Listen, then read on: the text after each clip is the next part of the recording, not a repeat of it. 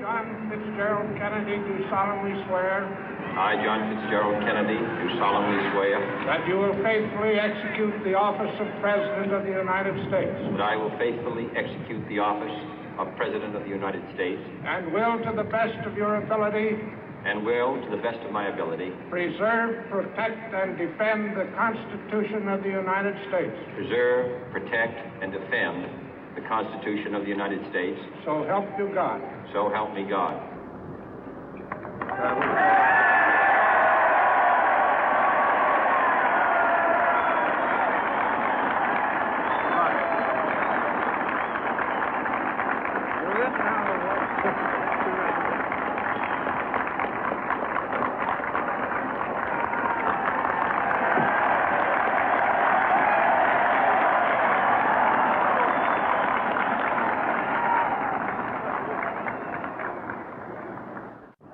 Vice President Johnson, Mr. Speaker, Mr. Chief Justice, President Eisenhower, Vice President Nixon, President Truman, Reverend clergy, fellow citizens. We observe today not a victory of party, but a celebration of freedom, symbolizing an end as well as a beginning, signifying renewal as well as change. For I have sworn before you and Almighty God the same solemn oath our forebears prescribed nearly a century and 3/4 ago. The world is very different now, for man holds in his mortal hands the power to abolish all forms of human poverty and all forms of human life. And yet the same revolutionary beliefs for which our forebears fought are still at issue around the globe. The belief that the rights of man come not from the generosity of the state, but from the hand of God. We dare not forget today that we are the heirs of that first revolution.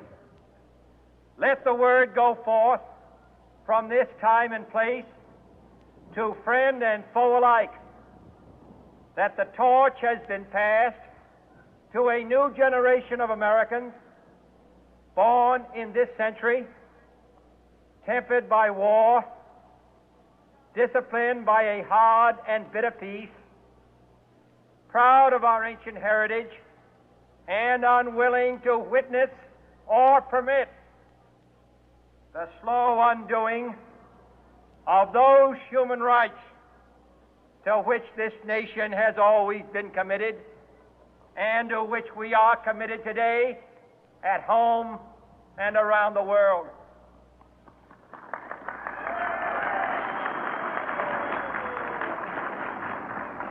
Let every nation know, whether it wishes us well or ill, that we shall pay any price, bear any burden, meet any hardship, support any friend, oppose any foe to assure the survival and the success of liberty.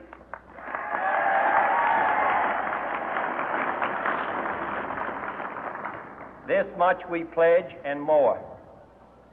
To those old allies whose cultural and spiritual origins we share, we pledge the loyalty of faithful friends. United, there is little we cannot do in a host of cooperative ventures. Divided, there is little we can do, for we dare not meet a powerful challenge at odds and split asunder. To those new states whom we welcome to the ranks of the free, we pledge our word that one form of colonial control shall not have passed away merely to be replaced by a far more iron tyranny. We shall not always expect to find them supporting our view, but we shall always hope to find them strongly supporting their own freedom, and to remember that in the past, those who foolishly sought power by riding the back of the tiger ended up inside.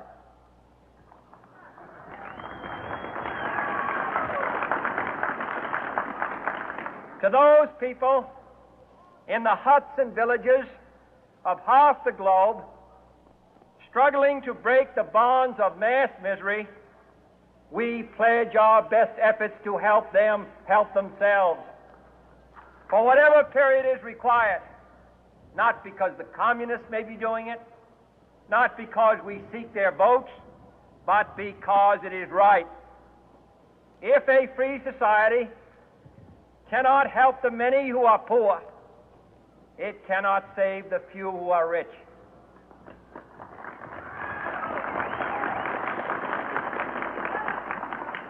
To our sister republics south of our border, we offer a special pledge to convert our good words into good deeds, in a new alliance for progress, to assist free men and free governments in casting off the chains of poverty. But this peaceful revolution of hope cannot become the prey of hostile powers. Let all our neighbors know that we shall join with them to oppose aggression or subversion anywhere in the Americas. And let every other power know that this hemisphere intends to remain the master of its own house.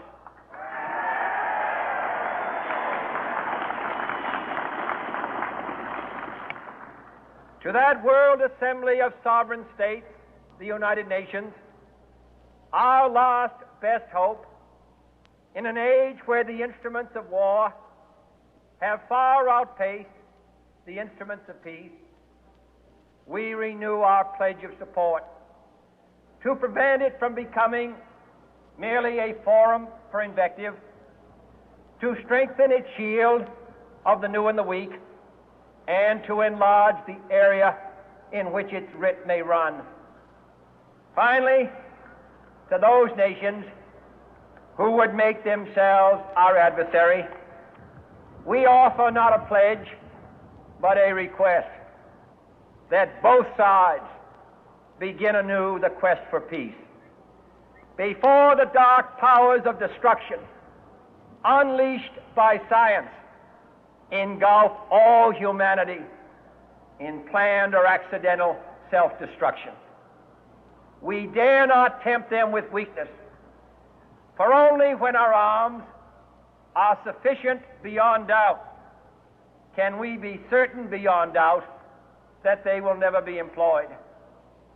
But neither can two great and powerful groups of nations take comfort from our present course, both sides overburdened by the cost of modern weapons, both rightly alarmed by the steady spread of the deadly atom, yet both racing to alter that uncertain balance of terror that stays the hand of mankind's final war.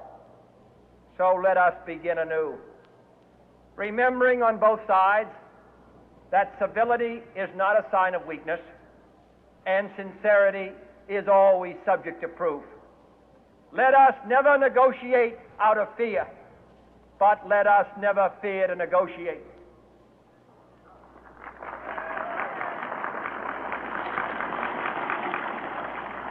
Let both sides explore what problems unite us, instead of belaboring those problems which divide us.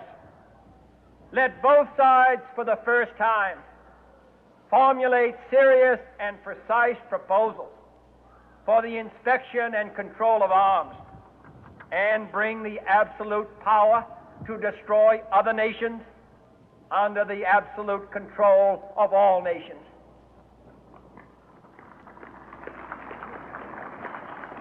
Let both sides seek to invoke the wonders of science instead of its terrors.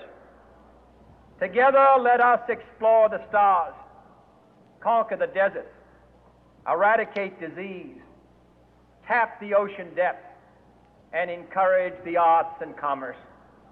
Let both sides unite to heed in all corners of the earth the command of Isaiah to undo the heavy burden and let the oppressed go free. And if a beachhead of cooperation may push back the jungle of suspicion, let both sides join in creating a new endeavor, not a new balance of power, but a new world of law, where the strong are just and the weak secure and the peace preserved. All this will not be finished in the first 100 days, nor will it be finished in the first 1,000 days, nor in the life of this administration, nor even perhaps in our lifetime on this planet. But let us begin.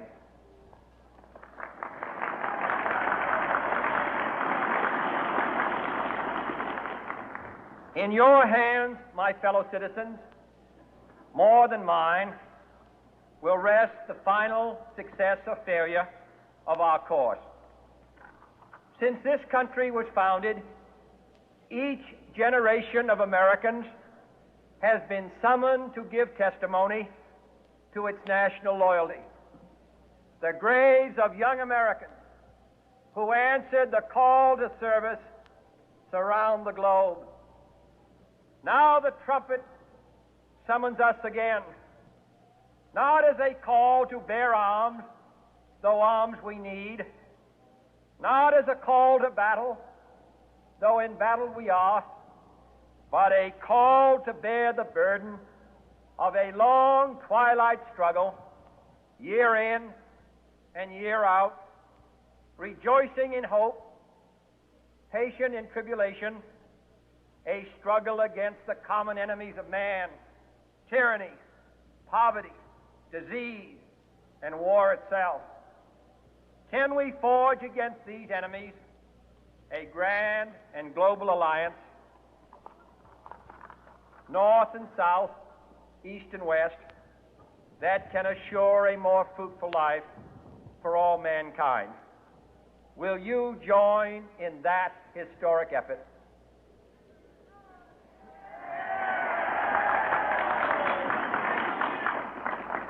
In the long history of the world, only a few generations have been granted the role of defending freedom in its hour of maximum danger.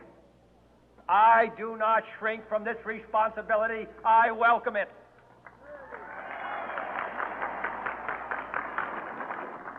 I do not believe that any of us would exchange places with any other people or any other generation. The energy, the faith, the devotion which we bring to this endeavor will light our country and all who serve it. And the glow from that fire can truly light the world. And so, my fellow Americans, ask not what your country can do for you, ask what you can do for your country.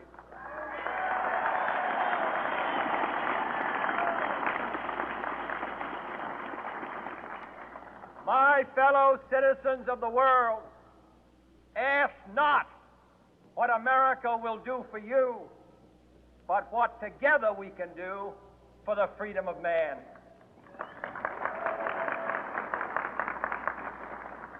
Finally, whether you are citizens of America or citizens of the world, ask of us here the same high standards of strength and sacrifice which we ask of you.